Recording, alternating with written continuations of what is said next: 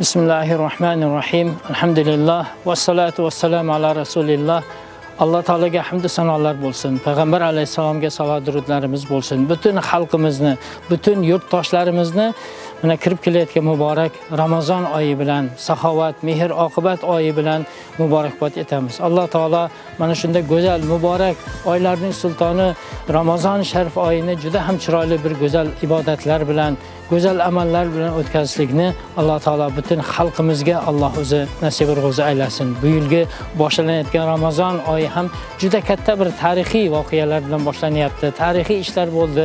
Mana davlatimiz rahbari muhtaram prezidentimizning mana shu Ramazon arafasida juda katta bir muruvvat ko'rsatdi. Albatta biz mana shu xalqimiz nomidan, musulmonlarimiz nomidan muhtaram prezidentimizga o'zimizning tashakkurimizni izhor qilamiz. Butun xalqimizni ham mana shu ulug' Ramazon oyini g'animat bilib, bizlar ham mana shu muborak oy Ramazon oyida juda ko'p xayrli ishlarni qilmoqligimiz, muruvvat ishlarni amalga oshirmoqligimiz, saxovat ishlarini ko'ngil olish, ya'ni albatta mana shu muborak Ramazon oyiga poklangan holatida kirib borishligimiz kerak. Dina kuduratlar unutilib, arazlashganlar bir-birlari bilan yarashib, mana shu go'zal Ramazon oyini rahmat, mag'firat, itqi minan nayron bo'lgan muborak Ramazon oyini juda katta bir go'zal ibodat, juda katta bir xursandchiliklar bilan kirib mana shu Ramazon oyini o'tkazishlikni Alloh taolo butun xalqimizga Alloh nasib aylasin.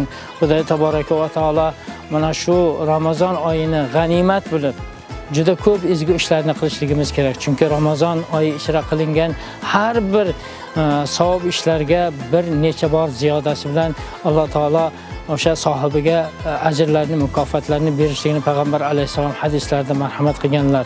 Allohning rahmat eshiklari ochilib, mana inshaalloh Allohning rahmati yog'ilib turadigan shu go'zal Ramazon oyini juda katta bir xursandchiliklar bilan mana masjidlarimizda xatmi Qur'onlar boshlanadi. Inshaalloh mana shu xatmi Qur'onlarimizda duolar qilamiz. Mana inshaalloh Laylatul Qadr kechasi butun mamlakatimizdagi barcha masjidlarda jamoat bo'lib xatmi Qur'onlarda inshaalloh niyat qilib turibmizki, mana shunday bir duolarni qilishingni Alloh subhanahu va taolodan duo qilamizki, mana shunday ulug' Ramazon oylarini, mana shunday go'zal fursatlarni Alloh taolo butun xalqimizga ko'p yillar nasib etib, ko'p yillar birgalikda xursandchilikda ado etib borishligimizni Alloh taolo o'zi nasib ro'zi aylasin. Bugun mana shunday ulug' imkoniyatlarni, sharoitlarni namozxonlarimizga, musulmonlarimizga yaratib berayotgan davlatimiz rahbari muhtaram prezidentimizda ham Alloh taolo umrlarini uzoq qilsin.